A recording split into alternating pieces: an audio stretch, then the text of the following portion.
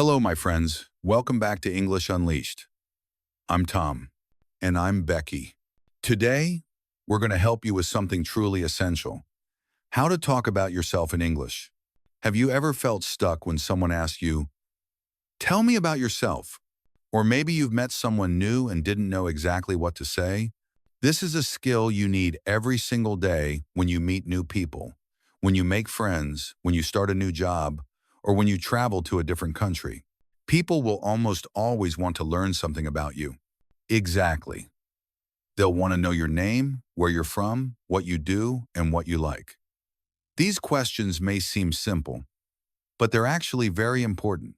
In this episode, we'll show you practical and easy phrases, short patterns, and clear examples. You can listen, repeat after us, and make the language feel natural to you. Let's begin with the very first step when meeting someone new: your name. This is one of the most basic keys to starting any conversation. Luckily, it's super easy. There are a few very common and natural patterns you can use. The first one is, "My name is Tom." The second one is, "I'm Tom." Both are perfectly correct and sound natural. Now, let's look at some examples. I can say, "My name's Becky," or I can say, "I'm Becky." Either way is fine and sounds natural. You can also share a little more detail if you'd like. For example, "My full name is Thomas, but everyone calls me Tom." That's true for me. Officially, on my passport, it says Thomas. But in everyday life, people just call me Tom. Same for me. My full name is Rebecca, but honestly, no one calls me that. So I usually say, "My name's Rebecca, but my friends call me Becky." This phrase, "people call me," is really handy when you have a nickname or a shorter version of your name. It makes your introduction sound more personal. Here are a few more examples. "My name is Alexander, but people call me Alex." "My name is Catherine, but people call me Kate." You see, you can use this pattern in so many situations. Now, Tom, here's a little cultural tip. In English-speaking countries, people often use friendly or shortened names very quickly.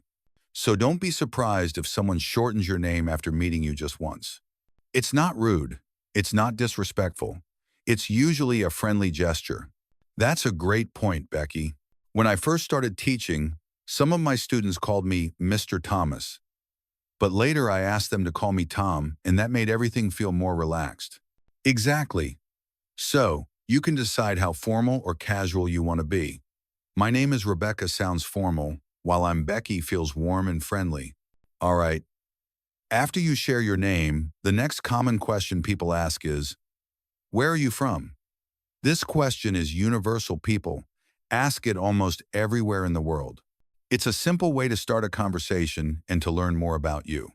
The easiest pattern to use is, "I'm from the United States," or "I'm from Spain," or "I'm from Japan," or "I'm from Korea," or "I'm from Vietnam."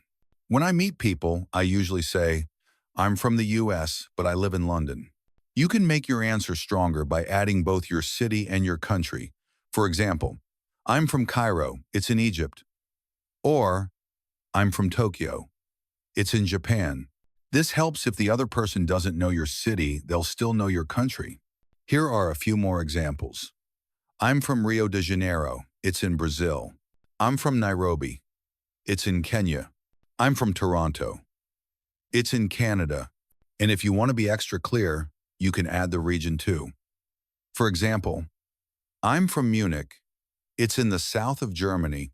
Another useful pattern is, "I was born in place, but I live in place." This works well if your story is a little different. For example, "I was born in Spain, but I live in Mexico now." Or, "I was born in Thailand, but I live in Dubai." In my case, I can say, "I was born in a small town, but I live in a big city now." That gives a little piece of my life story. And of course, you can also say, "I was born in London, and I still live in London today." Here's a quick cultural tip. In English-speaking countries, people often connect easily through places. If you say, "I'm from Italy," someone might respond, "Oh, I love Italian food," or "I visited Rome last year." People often use places to create connections, build friendships, and keep conversations flowing. Now, another very common question is, how old are you? People might ask this if they want to learn more about you. It's not always the very first question in English-speaking countries, but it's still helpful to know how to respond. The basic pattern is very simple. You can say, I'm 40 years old, or I'm 45 years old, or I'm 28 years old. If you prefer to keep it short, just say, I'm 28, or I'm 41. That's more than enough. People will understand immediately. In fact, in casual conversations, people often don't say years old. They just say the number. For example, I'm 20, I'm 18, I'm 55. There's also another way to answer if you don't want to give the exact number. You can say, I'm in my 20s, I'm in my 30s, I'm in my 40s, I'm in my 60s. This gives a general age range without being too specific. For example, if you say I'm in my 40s, it could mean 41, 45, or even 49. It's softer, and many people prefer this if they don't want to give an exact age. I usually say I'm in my 40s. That gives people an idea without me saying the exact number. Here's another cultural note. In English-speaking countries, people don't always ask about age, especially when talking with adults. Sometimes it can feel a little personal, but with children or teenagers, it's very common. For example, if you meet a child, you might ask, how old are you? And they'll happily say, I'm 7 or I'm 10. But with adults, it's usually better to wait until they mention it themselves. Still, it's good to know how to talk about your age if someone does ask. Here are a few extra phrases you can use. I'm almost 30. That means maybe 29, almost 30. I just turned 18. That means you became 18 recently. I'm in my early 30s. That usually means around 31 to 33. That usually means around 31, 32, or 33. And here's the final example. I'm in my late 40s. That often means about 47, 48, or 49. For example, I sometimes say, I'm in my early 40s. That usually means somewhere between 41 and 44. All right, now let's move on to another topic that comes up very often, family. This is something that often appears in small talk. When people are trying to get to know you, they're usually curious about your family background. One very typical question is, do you have brothers or sisters? Sometimes, instead of saying brothers or sisters, people will say siblings. The word siblings simply means brothers and sisters. So they might ask, do you have any siblings? It's a good idea to have a clear answer prepared. The most basic way to respond is, yes, I do. Or, no, I don't have any brothers or sisters. You can also say, I don't have any siblings. For instance, you can say, yeah, I have one brother. Or, yeah, I have two sisters. In my case, I usually say, yes, I have an older sister. That small word, older, adds extra detail. And I usually say, yes, I have one younger brother. That also adds some useful information. People now know that my brother is not only my sibling, but also younger than I am. So, if you want to give a little more information, you can use the words older or younger. For example, I have two younger sisters, or I have one older brother.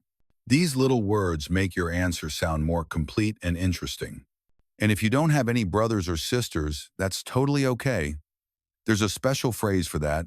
I'm an only child. This means that you don't have siblings. Now, sometimes people may ask you how many brothers or sisters you have altogether. They might ask, how many brothers and sisters do you have? In that case, you can give the number and mix them together if you want. For example, I have one brother and two sisters. Or, I have three sisters. And if you don't have any, just say, I don't have brothers or sisters. Or a shorter version, I don't have siblings. If you'd like to go a little further in your answer, you can mention your position in the family. People may ask, Are you the oldest or the youngest? I usually say, I'm the oldest child. And I usually say, I'm the middle child. That means I'm not the first and not the last, I'm in between. And if you're the last born, you can say, I'm the youngest. That means you're the youngest child in your family. Another very common question people may ask about your family is, do you live with your family? This question is about your current living situation. There are a lot of simple ways to respond. You could say, yes, I live with my parents. Or, I live with my wife and children. If you don't live with family, you can say, no, I live alone. Or, I live with friends. So, when you talk about your living situation, just mention who you live with: your parents, your husband or wife, your children, your friends, or you can say you live on your own. If you live on your own, that means the same thing as living alone. All right, let's now talk about something very important: work and study. This is a topic people ask about all the time. When you meet someone new, one of the first things they often ask is, what do you do? That question, what do you do, means, what is your job? What is your regular work? It doesn't mean, what are you doing right now? That's a mistake many English learners make. In small talk, what do you do is almost always about your job or your studies. That's a great point, Becky. If you do have a job, the easiest answer is, I'm a, and then say your job. For example, I'm a teacher. I'm an engineer. I'm a nurse. I'm a doctor. When I talk about myself, I usually say, I'm a language teacher. I work with both children and adults. That gives my job title and also a little detail about what I actually do. And I usually say, I'm an English teacher. I help people learn English in a natural way. It's short, but it adds some extra information. If you want to make your answer more interesting, you can also mention where you work. For example, I'm a teacher. I work in a middle school. I'm a doctor. I work in a hospital. You can also describe the kind of work you do. For example, I'm a driver. I drive a taxi. I'm a cook.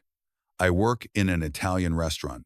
Just by adding one small detail, your answer becomes more personal and easier for someone to understand. Okay, Tom, what if someone doesn't have a job right now? People may still ask, what do you do? That's a great question.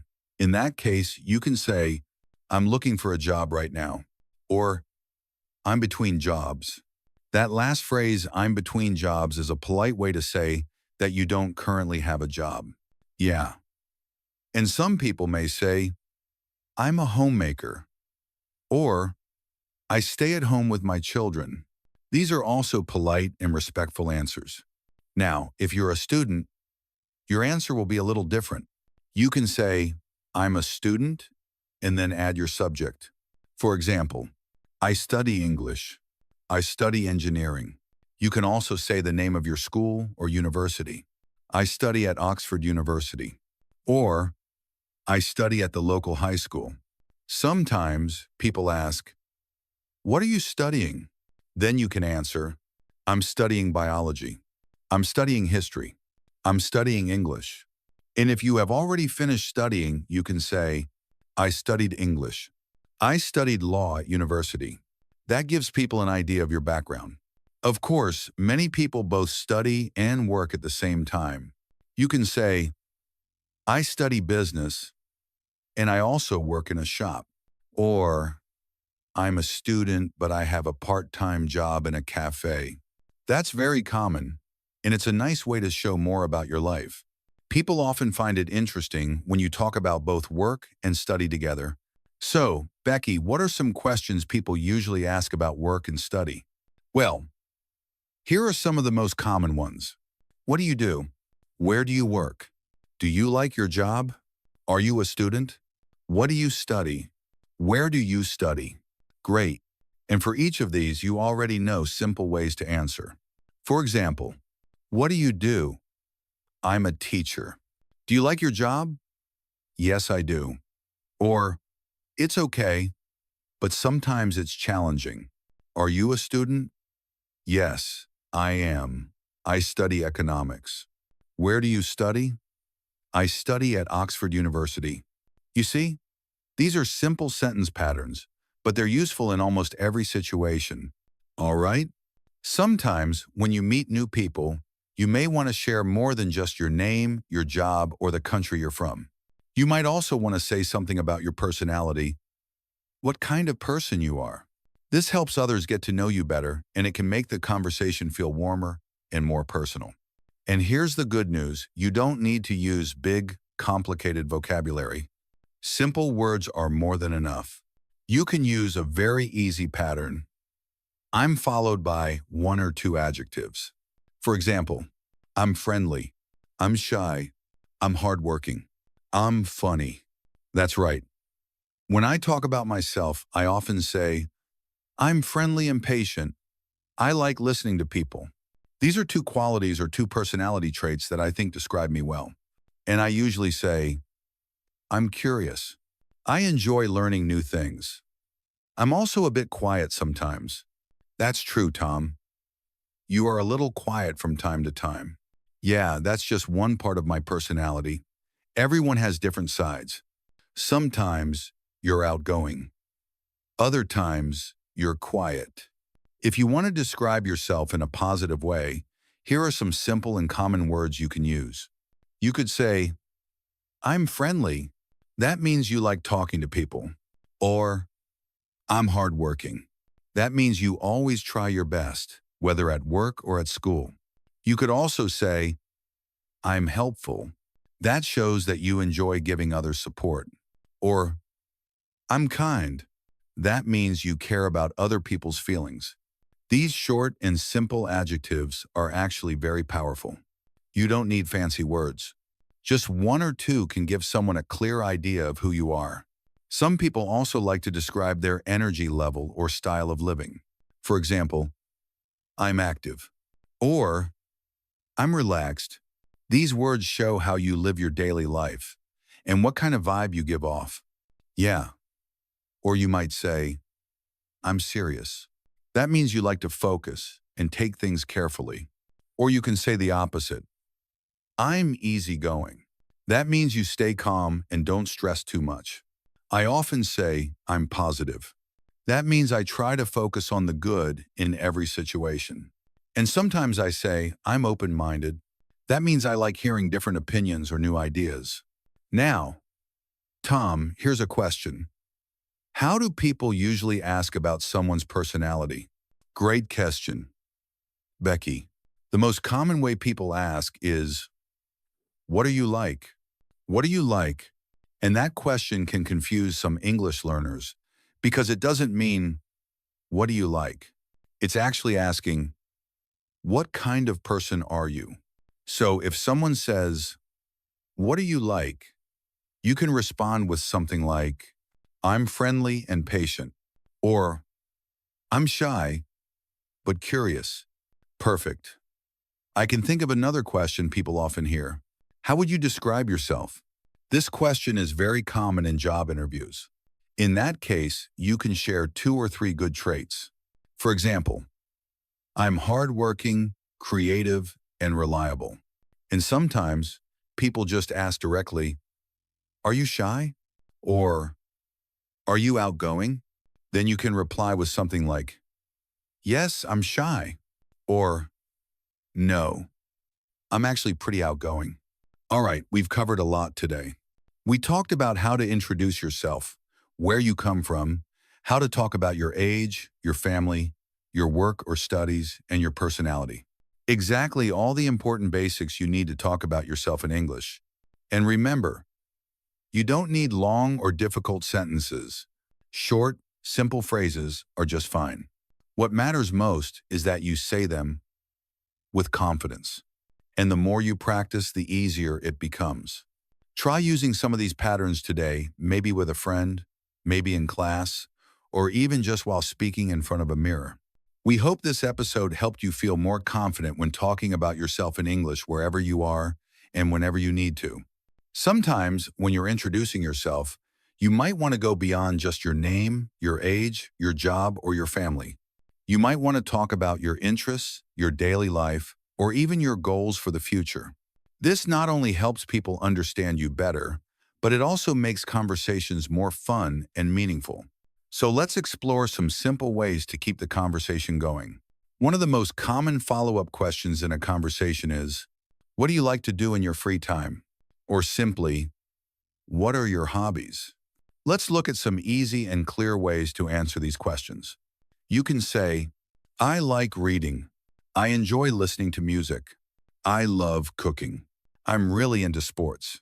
I like watching movies. I enjoy playing the guitar. Here's a short example. I really like reading in my free time. I also enjoy watching documentaries about nature. Or, I love cooking. I try new recipes on the weekend. It helps me relax. Notice how you can add a small detail to make your answer more interesting. Let's try a few more.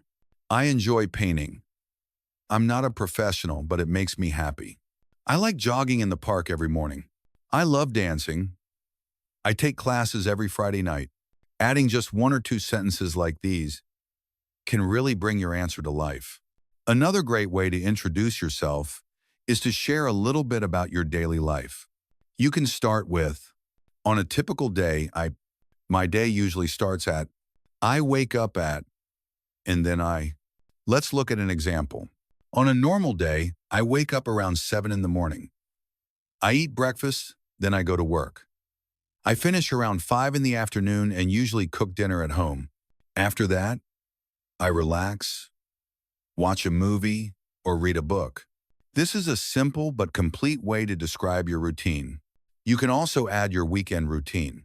On weekends, I sleep in a little. I go to the market or meet my friends for coffee. I also spend time with my family. Talking about your routine helps people understand what kind of lifestyle you have. And it's also a great way to practice using the present simple tense in real life. Now, let's talk about something a little deeper. Your goals. Sometimes people ask, what are your goals? Or, what do you want to do in the future? Even if your English is basic, you can answer this in a clear and simple way.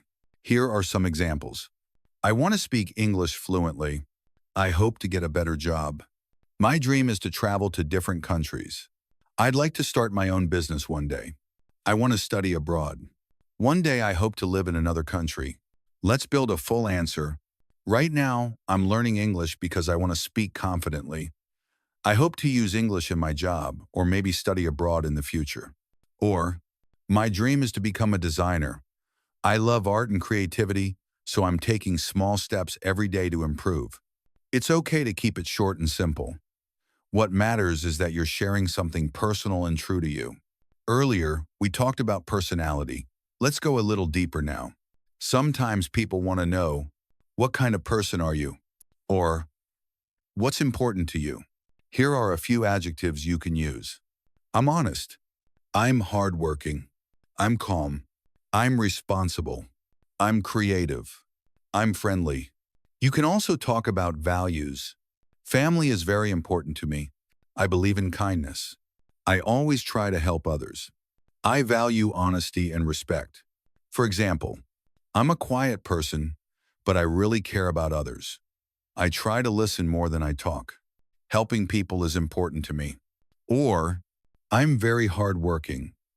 I always try my best, especially when I have a goal. I believe that small steps make a big difference. These types of answers show your personality in a deeper way and are great for job interviews, friendships, or meaningful conversations. Here's one more helpful tip. When someone asks about you, it's also polite to ask something back. That makes the conversation go both ways. You can ask, how about you? What do you like to do? Where are you from? Do you work or study? What's your goal? For example, I like reading in my free time. How about you? Or, I work as a teacher. And you? What do you do? This keeps the conversation going and helps you connect with others more naturally. We know that speaking English, especially about yourself, can feel scary in the beginning. But remember this, you don't have to be perfect. You just have to start. Use short sentences. Speak slowly. Don't worry if you make a mistake. What matters most is your confidence and your willingness to learn. Even if you only say a few sentences, that's already a big step forward. I'm learning English. I love music. I want to travel someday. I'm a kind person. These are small but powerful sentences that tell your story. So keep practicing. Keep talking. Keep learning. Because you're doing great. We hope this bonus section gave you even more ideas to describe yourself in English. Try using these phrases today, maybe with a friend, in class, or by speaking out loud to yourself. Remember, English is a tool and you're learning how to use it to share your voice with the world. Thank you so much for spending this time with us. And don't forget, even practicing a little bit each day makes a big difference. I'm Tom. And I'm Becky. And this is English Unleashed. Until next time, keep practicing and always believe in yourself. Bye for now.